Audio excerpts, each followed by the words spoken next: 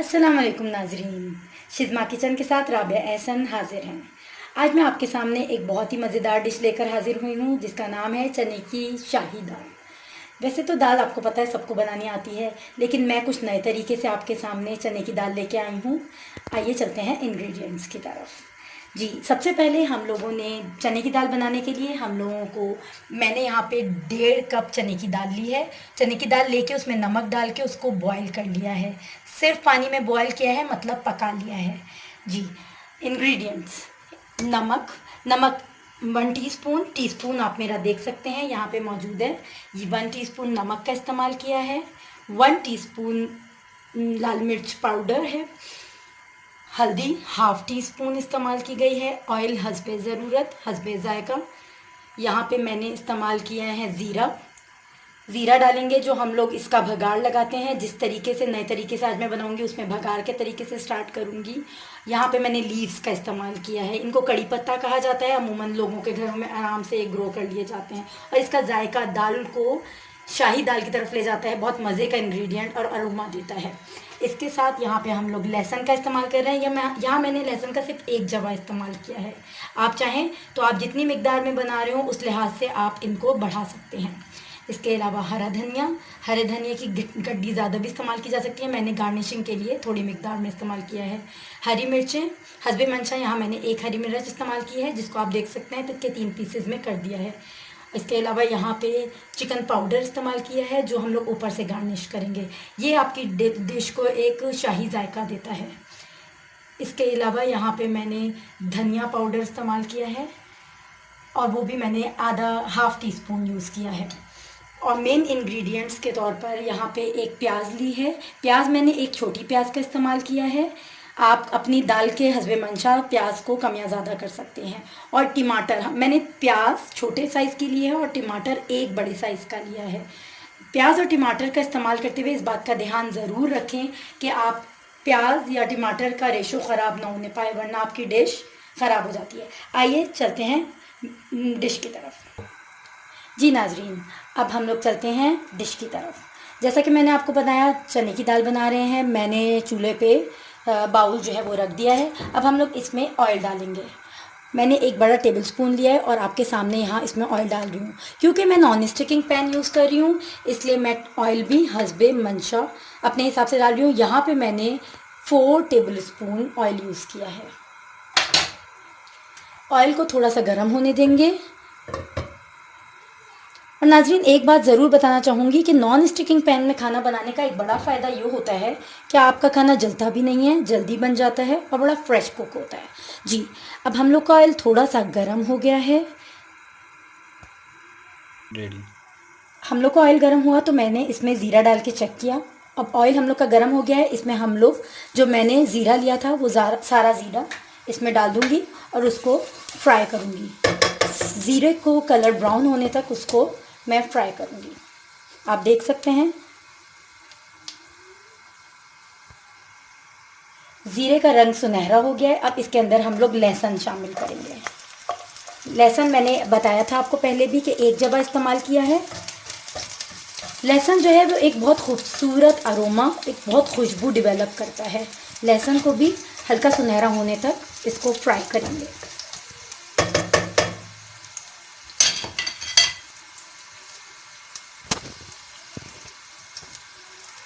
जी, लहसुन भी सुनहरा हो गया है। इसमें मैं 3 हरी मिर्चें ऐड कर रही हूँ क्योंकि मैं आपको बताऊँ कि मैं एक तरह का भगाड़ लगा रही हूँ। तो भगाड़ आपको पता है अमूमन दालों के ऊपर लगाया जाता है, जिसको तड़का भी बोला जाता है। लोगों की ज़बान में लोग इसको तड़का भी बोलते हैं।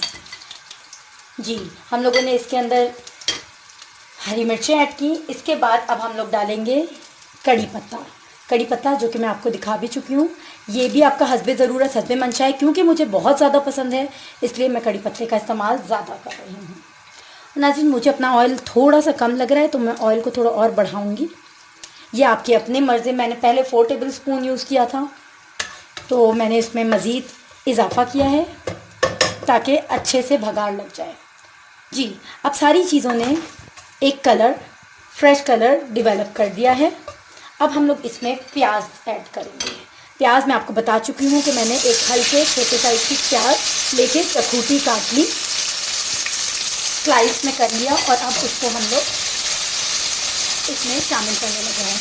नॉन स्टिकिंग पैन इस्तेमाल करते हुए चमचा हमेशा लकड़ी का या पैन जो नॉन स्टिकिंग स्पून होते हैं उनका ही इस्तेमाल करें। अब हम लोग इसको हल्का सुनहरा होने देंगे ताकि प्याज थोड़ा सा रंग छोड़ दे। जी नाज़रीन, अब आप देख सकते हैं कि मेरी प्याज हल्की सुनहरी हो गई है, बहुत ज़्यादा नहीं करनी, लाइट करनी है। उसके बाद अब हम लोग इसमें टमाटर ऐड करेंगे। वो टमाटर जो हम लोगों ने एक यूज़ किया था मैं आपको बता चुकी हूँ। टमाटर को भी इसी तरह थोड़ा सा फ्राई कर लेंगे, यकजा करेंगे सबके साथ, चीज़ों के साथ, और कुछ देर के लिए सौटे होने के लिए थोड़ी सी देर के लिए टमाटरों को छोड़ देंगे।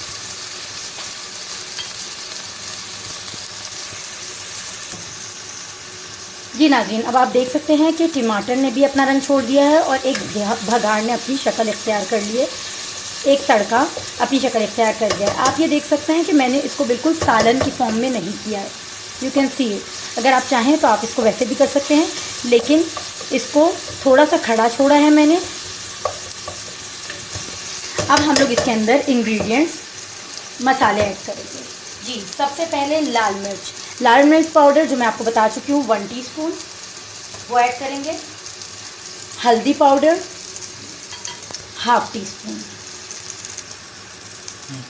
हल्दी पाउडर ऐड हो चुका है और लाल मिर्च पाउडर ऐड हो चुका है। अब इसके अंदर मैं सॉरी मिस्टेकनली मैं आपको बताने में मिस्टेक हुई, ये मैंने गरम मसाला पाउडर है, वहाँ पे शायद मैंने धनिया पाउडर बोल दिया था।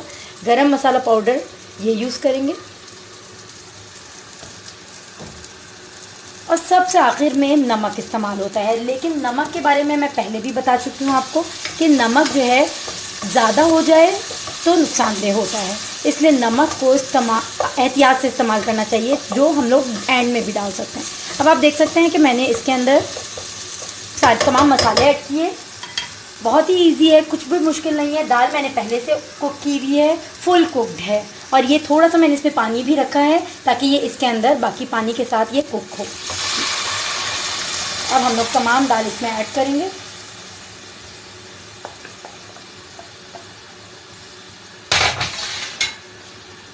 तमाम दाल इसमें ऐड हो चुकी है। अब हम लोग इसको अच्छी तरह मिक्स करेंगे ताकि तमाम चीज़ें आपस में। जी, अब आप देख सकते हैं कि ये दाल अच्छी तरह मिक्स हो गई है, तमाम चीज़ों के साथ यकजा हो गई है।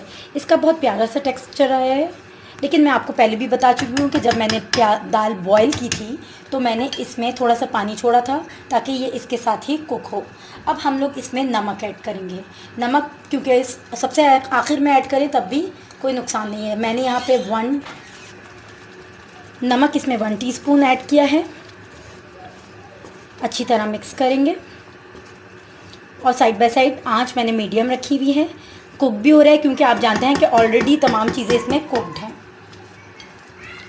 थोड़ी सी देर इसको पकने के लिए छोड़ देंगे ताकि सारी चीज़ें आपस में यकजा हो जाएं, और साथ इसमें चिकन पाउडर दाखिल करेंगे। जी, आप देख सकते हैं चिकन पाउडर यहाँ पे मैंने 2 टीस्पून लिया है। आप अपने हस्बे टेस्ट हस्बे जायका ले सकते हैं। चिकन पाउडर जिस भी डिश में शामिल होता है अमूमन बच्चों को भी बहुत पसंद आती है और बहुत टेस्टी जायका डेवलप करता है। अमूमन दालों में ये बहुत टेस्टी लगता है। जी, इसमें अब हम लोगों ने चिकन पाउडर ऐड कर दिया। अब इसको तकरीबन 3 से 5 मिनट पकने के लिए छोड़ दें। जी नाजरीन, 5 मिनट हो गए हैं और आप ये देख सकते हैं कि ये दाल रेडी है। आप इसका टेक्सचर भी देख सकते हैं, आप देख भी सकते हैं इसका गाढ़ापन, और ये आप रोटी के साथ भी खा सकते हैं, चावलों के साथ भी खा सकते हैं, नान के साथ भी खा सकते हैं। इंतहाई मज़ेदार और टेस्टी किस्म की दाल है। अब हम लोग इसको डिश आउट करेंगे, फ्लेम बंद करेंगे। जी जनाब, मज़ेदार किस्म की टेस्टी शाही दाल तैयार है। आप देख सकते हैं मैंने इसको डिश आउट भी कर दिया है, और बहुत ही आसान, बहुत ही जल्दी बन जाती है और एक मुनफरिद तरीका है। यकीनन आपको पसंद आई होगी। अगर मेरा चैनल पसंद आया हो तो इसको लाइक कीजिए, मेरी वीडियो को लाइक कीजिए और मेरे चैनल को सब्सक्राइब कीजिए। शुक्रिया।